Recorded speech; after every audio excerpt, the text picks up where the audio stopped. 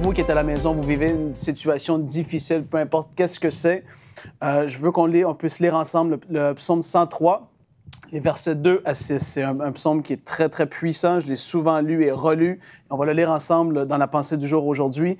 La parole nous dit « Bénis l'Éternel, mon âme, et n'oublie aucun de ses bienfaits. » Et là, je vais m'arrêter là. Et j'ai envie de dire tout de suite, Dieu, entre guillemets, va pas venir à la rescousse de quelqu'un qui ne fait que se plaindre et de se plaindre sans arrêt, de parler constamment de sa situation, comment c'est difficile, mais Dieu va venir secourir et va venir aider les gens, fortifier les gens qui vont se confier en lui, qui vont bénir son nom malgré la situation et qui vont être des gens de foi. Parce que lorsqu'on se plaint, on n'est pas dans la foi du tout. Et Dieu, il répond toujours à notre foi. Le psalmiste continue et il dit au verset 3, « C'est lui qui pardonne toutes tes fautes. » Et puis, je sais qu'il y en a peut-être, vous êtes là à la maison, j'ai parlé avec plusieurs personnes dans ma vie qui croyaient qu'ils avaient blasphémé contre le Saint-Esprit. Il y a des gens qui ont cru, qui ont fait des choses qui sont impardonnables, que Dieu ne peut pas les pardonner parce qu'ils ont fait tellement de choses. Mais c'est faux, la parole nous dit ici, c'est lui qui pardonne toutes tes fautes à la maison. 1 Jean 1,9 nous dit que si nous confessons nos péchés, il est fidèle et juste pour nous pardonner, nous purifier de toute iniquité. Et Dieu veut te pardonner aujourd'hui. Si c'est un des combats que tu vis parce que tu crois que tu as fait quelque chose qui est tellement grave, tellement sévère que Dieu ne peut pas te pardonner, c'est faux, c'est un mensonge du diable. Dieu veut te pardonner aujourd'hui. Le psalmiste continue et dit, c'est lui qui guérit toutes tes maladies. Et puis là, j'ai pas grand-chose à rajouter, la parole est claire. C'est lui qui guérit toutes tes maladies. En fait, Jésus l'a fait déjà il y a plus de 2000 ans sur la croix.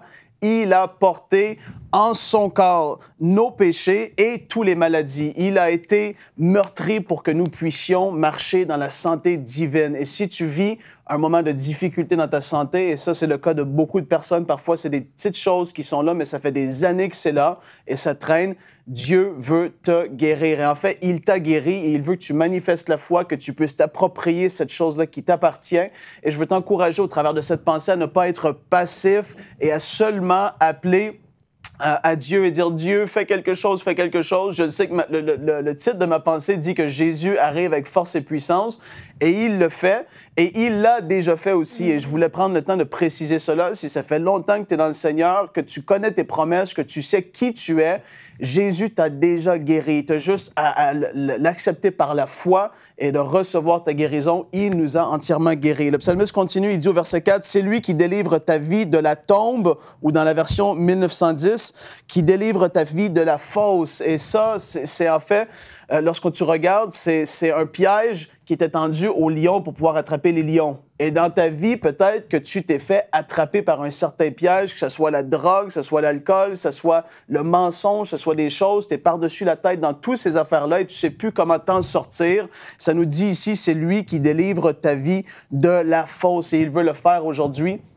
Crois que Dieu va intervenir. Moi, je veux dire, c'est une pensée pour t'encourager, de t'encourager à croire que Dieu est là, il est à tes côtés et peu importe ce que tu traverses, ça peut sembler vraiment classique de le dire comme ça, mais il est là et il veut intervenir. Je veux stimuler ta foi. Si ça fait longtemps que tu n'as pas reçu le miracle, ça fait longtemps que tu attends, sois pas passif. Crois que Dieu va le faire dans ta vie aujourd'hui. Oui, il va arriver, il va intervenir. Les chaînes vont être brisées. Les choses qui t'ont gardé captif, ça peut casser aujourd'hui même. Je te le dis au nom de Jésus. Crois-le et crois que Dieu est plus puissant que toute chose qui est contre toi. Ça, c'est sûr et certain. Le psalmiste continue, il dit, même qui te couronne de bonté et de compassion, c'est lui qui rassasie de bien ta vieillesse et qui te fait rajeunir comme l'aigle. Ça, c'est glorieux. Si tu es plus âgé et tu vis des temps difficiles, il te fait rajeunir comme l'aigle. Et ça, je le crois. J'ai vu des gens qui marchent à un certain âge, qui sont en pleine santé, qui sont remplis de force, plus que lorsqu'ils étaient même jeunes. Ils ont été guéris, ils ont été vraiment visités de la part de Dieu. Et crois que ça peut t'arriver à toi aujourd'hui aussi, je te le dis.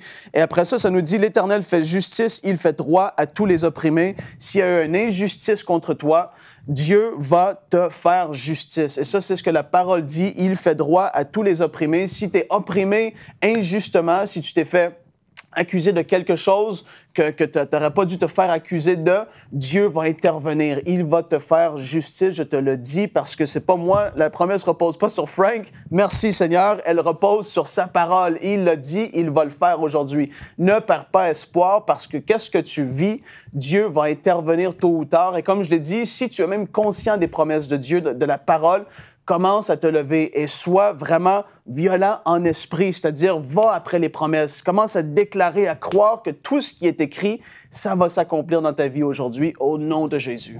Amen. Retrouvez la suite de ce programme dans l'émission Bonjour chez vous sur ENCI TV.